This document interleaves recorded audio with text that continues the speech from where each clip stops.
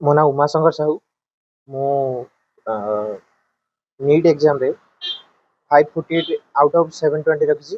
All India rank मोर 13,103 अच्छी। एथिपाई मो बापा माँ को पूरा श्रेय देवा चाहूँगी। यह सहित मुझे कोचिंग नौली प्रयास क्लासेस जाजपुर। प्रयास क्लासेस समस्त स्टाफ को मुझे देवा चाहूँगी ये श्रेय। से प्रयास फल आज शिखर छुई पारी। भगवान दयारू भी मत गोटे भल मेडिकल कॉलेज सीट मिल बहुत खुशी अच्छी। दैनिक तो 10 ରୁ 15 घंटा खंडे से परिश्रम कराला। तो परिश्रम अनुजाई मत फल मिली तो मुझे बहुत खुशी अच्छी। मो पेरेंट्स को भी या पछरे से हाथ अच्छी। पिला बेले तो से बड़ कर पिला बड़ होगा पूरा जत्न नहीं जहाँ भी पाठ पढ़ा जहाँ सब कर ऋणी मो पेरेंट्स रहा। गोटे भल डाक्टर होगा तो चेष्टा करी रोगी सेवा करने। यही मोर उद्देश्य रहा।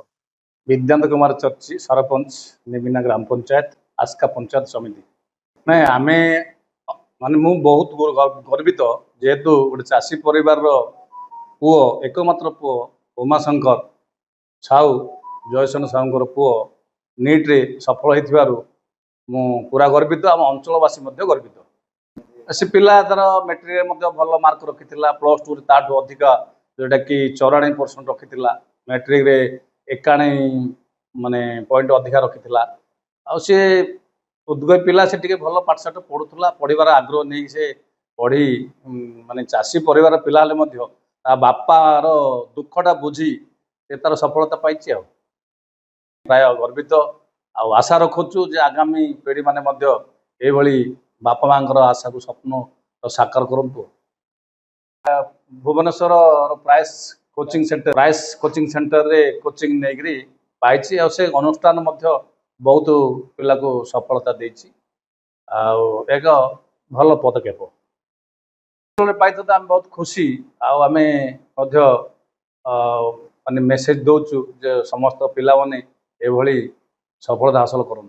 जयसन साहू गोटे साधारण परिवार चाषी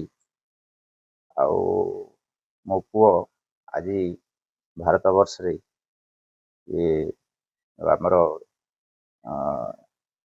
नीट परीक्षा तृतीय होता जो बहुत